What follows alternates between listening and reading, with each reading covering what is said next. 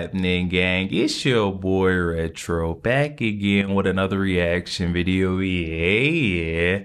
Today we got another huge update. You guys can probably already tell it is going down. Just by that title alone, you guys are definitely going to want to see this one, as we got that Chuck Schumer getting caught barking up the wrong tree and is now facing major problems after biting off way more than he can chew. In this newest update, now have Trump's councilwoman Alina Habba not sparing any words when coming after him in this newest update, guys. I'm excited to get into it. So not straight into it, just make sure you guys hit that like button, hit that subscribe button. Before we even get into it, you guys, hit that like button, also hit that subscribe button for your boy. And without further ado, let's get straight into it, folks. Check this one out. Alina, thank you for being with us. Hello. We appreciate it. So a lot of criticism coming from the Democratic side of the aisle, not surprisingly, most vociferously from the Senate Minority Leader Chuck Schumer, who said this. Listen here. This decision is lawless, dangerous, destructive, cruel. It's illegal. It's unconstitutional.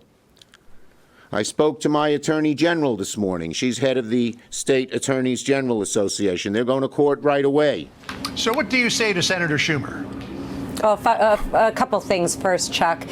Your Attorney General is not the Attorney General. We have an Attorney General. That will be Pam Bondi. And what your opinion is on what the law is doesn't really matter. It's what the White House counsel says and what our Attorney General of the United States says. What we have done is cut spending. Look at what President Trump has done with Doge. He has cut so much money and then brought in trillions of dollars into America, and people from overseas reinvesting in this America, because the last administration was so weak and was so frivolous with how they spent their money, having DEI funding for things like that, transgender transitions, people influencing my children. I'm not okay with. That's illegal and unconstitutional. So, you know, Chuck can check his attitude at the door, but I'm not really surprised by him. You know, this is the narrative we're going to hear. We all know it. And that's why people watch this show, because they want to hear what the truth is out of the White House, which is that we are examining everything, taking a look at where money is going, how it is being spent, so that we can be responsible with taxpayer money. Something Exactly, guys. And we got to take note of folks like Chuck Schumer who are coming out with this outrage, saying that this is unconstitutional, what Donald Trump is doing, putting a pause or a freeze on federal spending in order to assess where the money is flowing out to. These folks who are outraged by that are probably folks who are a part of the major problem. I'll tell you that right now, because all Donald Trump is trying to do is align our federal spending with presidential and our nation's priorities. These folks who are coming out like Chuck Schumer and Letitia James, the attorney general that he was speaking upon, his lovely attorney general, the lady who carried out all the witch hunt trials against Donald Trump. He's saying that, you know, this lawsuit is rightful and he's happy that she's going to bring it. It's just so sad to see. You know, this is what these folks are doing. They're going against what the nation voted for. Money is going, how it is being spent, so that we can be responsible with taxpayer money, something the last administration frankly didn't care about. Alina, great to have you back on the program, and good to see you there at the White House. From Senator Schumer to the Chicago mayor, Brandon Johnson said this about the Trump administration's attempt to cut federal funds. Listen. What's clear from this administration is that they do not have the full pulse or the breadth of what people in America are calling for. It's, again, no secret that this administration has a great deal of disdain for working people. These appropriations have been mandated by the legislative branch. These are laws. And, you know, we as a country of laws and democracy, we prefer when we have leaders who actually are committed to upholding that law. All right, so this guy is a complete clown show, talking about this is not what the folks voted for. Are you kidding me right now? Over 75, almost 80 million Americans voted for Donald Trump. Exactly what we're seeing being carried out is no different than the promise that we've seen on the campaign trail. You know, we need to take a long look at these folks who are going after or going up to bat for these DEI programs, trying to say that they should stick around, because these are the same folks that are abusing and misusing those programs that are in place in order to enrich themselves personally. I'm gonna tell you that right now. We need to investigate all of those folks who are speaking out right now, just like this mayor and Chuck Schumer. So to the Chicago mayor, you say what? Well, first of all, there was a mandate. It was on November 5th, and we swept the country, and that's because they weren't okay with what the last administration did.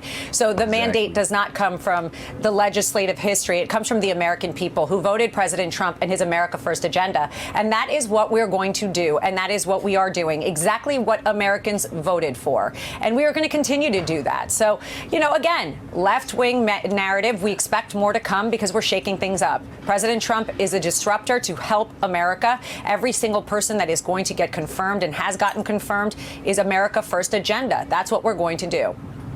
So, Alina, you said a moment ago at the top that we have an attorney general, Pam Bondi. We don't yet have an attorney general. She may get voted out of committee tomorrow. The confirmation vote probably won't happen until next week. In the meantime, a week from Sunday, there's a huge national security event, the Super Bowl, in a place that saw a terrorist attack not too long ago. Why are Democrats dragging their feet in getting a confirmation vote for her? Well, that's a problem. It's a real problem, and President Trump's made it clear that they better cooperate and push our people through.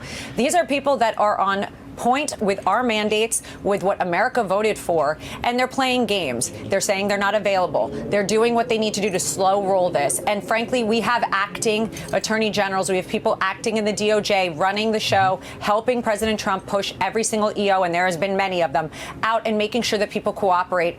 Government officials need to cooperate as well. And I think America is tired of this. This is what they voted out. We don't want games. We want our people in. We want good people in. And Pam Bondi is one of them. So are a lot of the people that are going in front of hearings this week, as we know.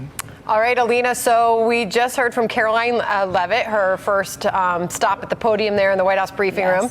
You're joining us live. Just, before we let you go, I mean, this is only week 2. How would you describe the first couple weeks inside that White House? Well, first of all, I want to be the first to congratulate Caroline. I think she did tremendously. She's going to be a great press secretary. And I just want to take a brief moment to point out the stark contrast between what we've seen the last 4 years, the Biden administration, cringe Jean-Pierre up there behind that White House press secretary podium, versus what we've seen Caroline Leavitt on record being the youngest White House press secretary ever show up, and she killed it, nailed it on her first time. No binder, no notes, straight off the top of the dome, full transparency with our nation. This is what America voted for. I want to be the first to congratulate Caroline. I think she did tremendously. She's going to be a great press secretary.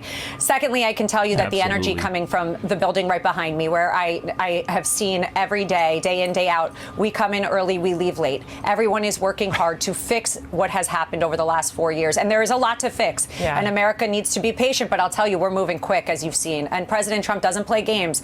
When he says something, he means it. He said it on the campaign trail, and he's putting those things into action. In terms of moving quickly, Donald Trump has done more in the first 100 hours than most administrations do in the first 100 days. And we know the change in Washington is like turning a super tanker around. Can the agencies handle the speed at which this is happening? Absolutely. You have to understand one other thing. PPO's office, and a friend of mine, Sergio, has done a tremendous job of hiring so many people. He's hired thousands of people. We have so many resumes coming in. We're interviewing every single day. But more importantly, we're doing something else. Terminating. We're terminating people that are not part of the agenda, that do not want to put America first. And that is a big part of that process. The reason things weren't moving quickly is because they didn't want them to. Because you have people politicking instead of doing. And that's going to stop now. Yeah, we had Sergio Goran last week. We're getting an update from him as well. It's a huge process, huge undertaking, and we appreciate you coming on and giving us an update. Come back soon. Yo, there we have it, guys. A stark warning coming for all those opposing Donald Trump, his mission, or trying to drag their feet on the process. All those government officials like Chuck Schumer trying to get in the way. We've seen that Chicago Mayor Brandon Johnson also speaking out, saying they will not stop. They're going to get in between Donald Trump, his mission to make America great again. These folks ought to give it up. Where were they at when Biden was just flat out tearing our country or letting us rot, cruise control on our bus, the nation to its demise? Where were these folks at then? Where was their outrage? Where were they speaking? They weren't anywhere to be found. That's what really upsets me. Folks like that, they only come out to try to oppose someone who is doing good. Donald Trump is trying to, make our nation better, make us great again. You're seeing even foreign nations are coming back and investing in the United States again. Now they're seeing that it's underneath new leadership, Donald Trump. These folks need to, grow up, see past themselves and see it's bigger than that. You know, don't you want a better nation for your children and your children's children? That's what it ultimately comes down to for me. I don't understand it, guys, but definitely hop in the comments section. Let me know your thoughts. I also want to take this time to give a huge shout out. Thanks to all the folks who made it this far in the video. It goes a long way, guys.